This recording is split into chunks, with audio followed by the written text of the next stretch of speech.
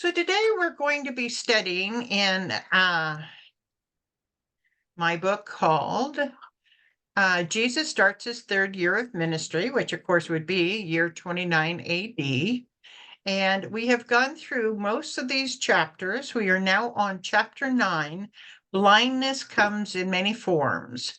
So once we get there, I'll do a little review here. Okay.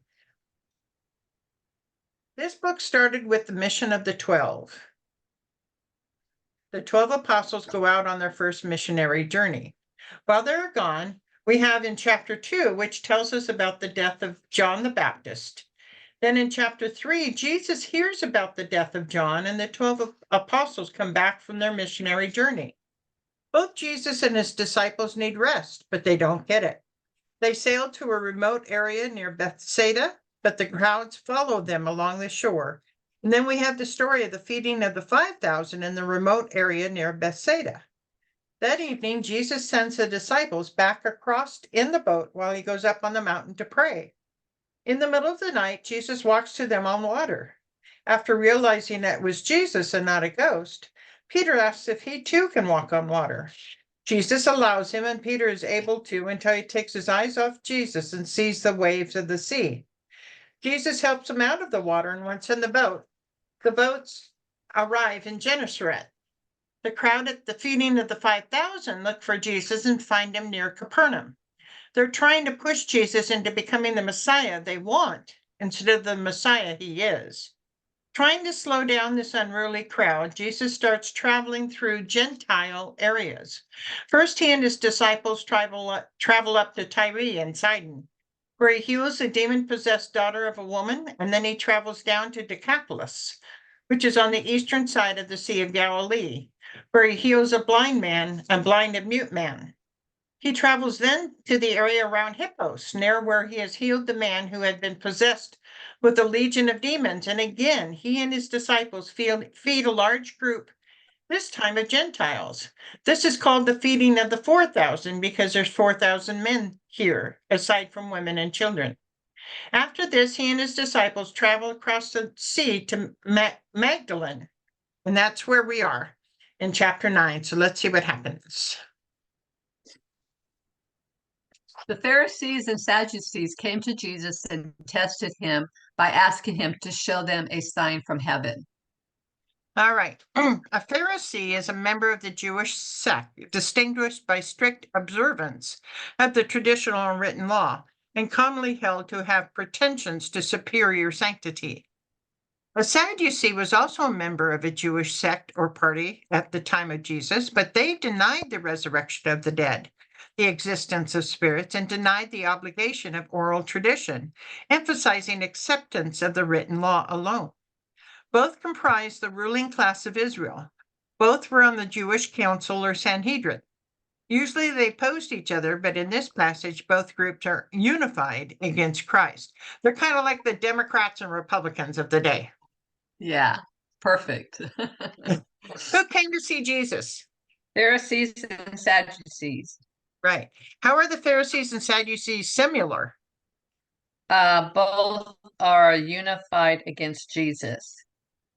Right. And they're both part of the ruling parties at the time and these things. They both believed in the written law, but some believed in other things. And they're different in the fact that the Pharisees believed in traditional law as well.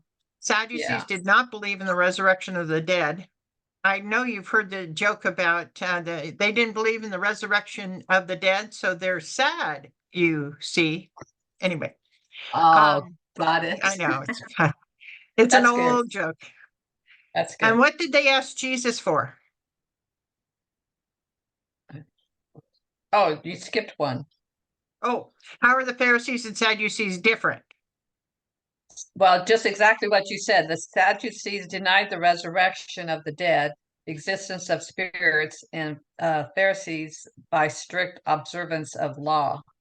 Right. Okay. So what? Yeah. So what did they ask Jesus for? A sign from heaven. So there are two types of miracles, signs and wonders. A wonder is something which causes people to marvel be astounded, or even terrified. A wonder is a special manifestation of God's power. A sign, on the other hand, is a miracle taken as evidence of divine authority.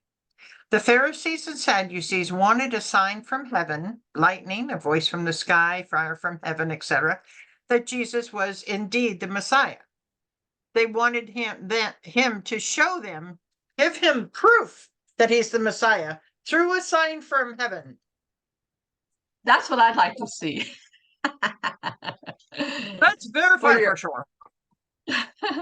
When it is evening, you say it will be fair weather, for the sky is red. In the morning, it will be foul weather today, for the sky is red and threatening. Hypocrites, you know how to discern the appearance of the sky, but you can't discern the signs of the times. Right. And we have those today. Sailors will say, red sky in the morning, sailors take warning, red sky at night, sailors delight. Helps them remember when they look at the, and if we were more outside, we could interpret what the animals are telling us, by the different things they're doing. But we can't read those anymore. We're getting farther and farther away from nature and what nature's trying to tell us.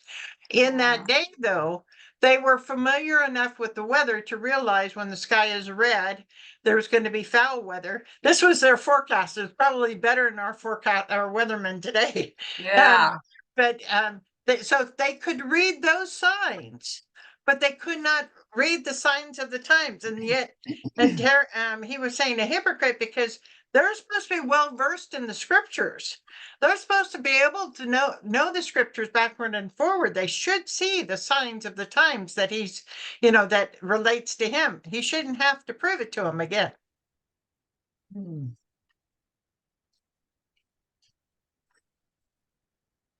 A wicked and adulterous generation looks for a sign, but none will be given it except the sign of Jonah. Jesus then left them and went away. Right. And this is neat for two things. First of all, well, the main thing is he is actually in this statement verifying and telling us the story of Jonah is true and not a legend. Because Jesus is not going to quote from a fable. He's going to quote from truth. So in this scripture, we know that Jonah's story is true. Sometimes these little things just amaze you when you think about it. Yeah, exactly.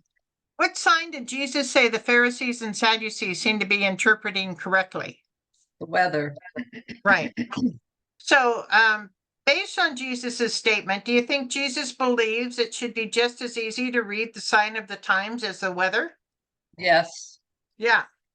What does Jesus call the generation that looks for a sign that he was the Messiah? Wicked and adulterous. Right. It's like they keep wanting to be fed instead of discovering it for themselves. What is the only sign that will be given to them that Jesus is the Messiah? Sign of Jonah. Right. There are many similarities between the life of Jesus and life of Jonah, but Jesus gives us a few.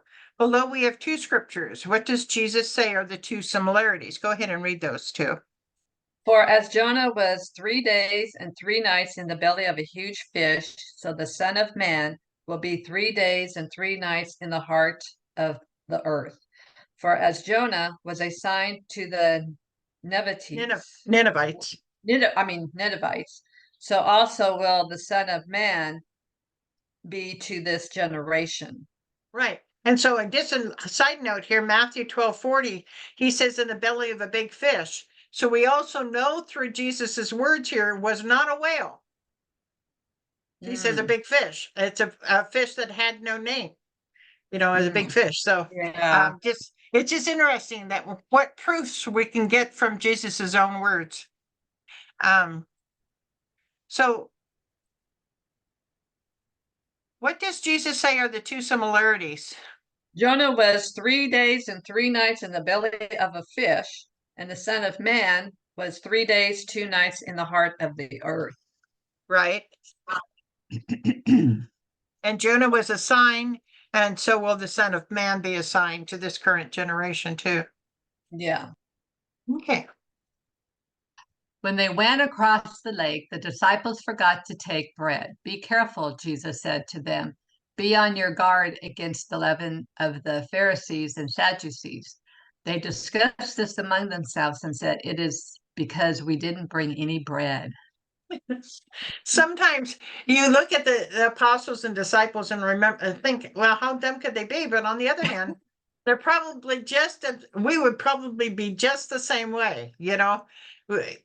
You can't predict a miracle. You know, Yeah. Jesus was doing so many things that were beyond the law of nature, beyond these things. How do you predict those things? You can't. So they're trying to figure out what he's trying to say here. Where Yeah. are Jesus and his disciples crossing the lake to? Mark 8:22 tells us that they traveled to Bethsaida. They usually travel from Capernaum. Where were they traveling to? Bethsaida. Okay, go ahead and complete number 2. Be on your guard against the leaven of the Pharisees and Sadducees.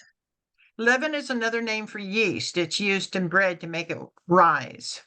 Obviously, the disciples did not understand what Jesus was talking about. What do they think he's talking about? Because they didn't bring any bread. Right. Leaven was often used as a symbol for sin. What is another word for leaven in Luke 12:1 below? Be on your guard against the leaven of the Pharisees, which is hypocrisy. Hypocrisy. Hypocrisy. I mean, hypocrisy. Yeah. Why not? Hypocrisy. Yeah, Okay, it's so okay. would it mean Another, hypocrisy or bread? yeah, no, hypocrisy. Yeah. Leaven is yeast, but Yeah. the sin of leaven is hypocrisy. Yeah. Okay. So Okay. Aware of their decision, Jesus asked, you of little faith, why are you talking among yourselves about having no bread? Do you still not understand? Don't you remember the 5 loaves of the 5,000 and how many basketfuls you gathered? Or the 7 loaves for the 4,000 and how many basketfuls you gathered? How is it you don't understand that I was not talking to you about bread, but be on your guard against the leaven of the Pharisees and Sadducees? Then they understood that he was not telling them to guard against the leaven used in bread, but against the teaching of the Pharisees and Sadducees. right. And you've seen this before. You're wanting to learn something, and so you go to someone who's knowledgeable on the subject. They can easily lead you astray because you don't know anything and they know so much more. And so they follow you down this path. They could lead you astray because you do not have any, so he was saying, be aware of what the Pharisees and Sadducees say. The words that they use alter the truth. Make sense? Yeah. And so that's what he's saying is beware of that. Don't listen to them because they're altering and distorting the truth. Does Jesus remind the disciples of the miracles of both the feeding of the 5,000 and the feeding of the 4,000? Yes. This is our proof that both of those feedings actually occurred because Jesus actually refers to them. How does Jesus remind them of the miraculous feedings that satisfy the disciples' belief that Jesus is not talking about the bread you eat? But against the teaching of the Pharisees and Sadducees. Right. He points out to them that a physical bread is multiplied by him as miraculous things, but he's saying, no, I'm talking about what the Sadducees and Pharisees are saying, not not bread that you eat. Right. And besides, he said that, bread that you eat, I'm going to supply everything you need. That shouldn't be something you should beware of. The disciples realized that Jesus was not talking about the bread you eat, but what? Spiritual bread. Right. Yeah, exactly. What the Pharisees and Sadducees would have you believe. If leaven or yeast changes a whole loaf of bread, how does this symbolize the teaching of the Pharisees and Sadducees? And how or what they believe. Right. By their words, they are changing the truth, and it infiltrates the people. Belief, yeah. Yeah. They came to Bethsaida, and some people brought a blind man and begged Jesus to touch him. He took the blind man by the hand and led him outside the village. When he had put spit on the man's eyes and put his hands on him, Jesus asked, "Do you see anything?" He looked up and said, "I see people. They look like trees walking around." Once more, Jesus put his hands on the man's eyes. Then his eyes were open, his sight was restored, and he saw everything clearly. Jesus sent him home saying, "Don't even go into the village." Right. Who did the people bring to Jesus to heal? A blind man. Right. Did the healing work right away? No. Every healing Jesus does is different. One way to look at this is that the spit put on the man's eyes was remove the extra crust that may be sealing his eyes shut and not part of the healing process.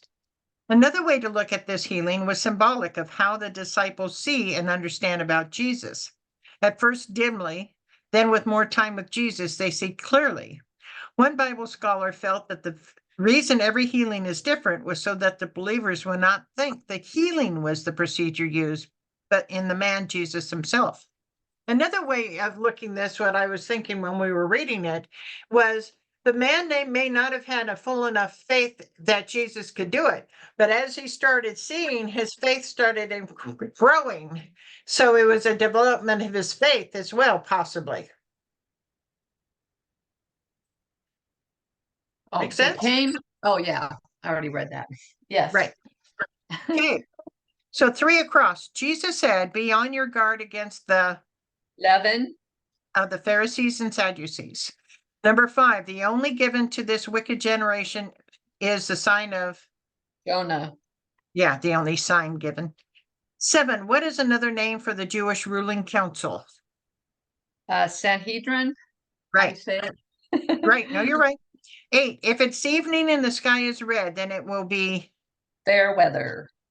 good. Number 9, this is defined as a miracle taken as an evidence of divine authority. Sign. Right. 10, what is another word for leaven? Yeast. Right. 1 down, what town did they went across the lake to? Bethsaida. Okay, number 2, what did the disciples forget to bring with them when they went across the lake? Bread. Number 4, the man brought to Jesus by some people in Bethsaida was, Blind. and 6, the Pharisees. and Sadducees came to Jesus to test him. All righty. Okay, I'm going to go ahead and close this off, and we will see you in the next lesson. Okay.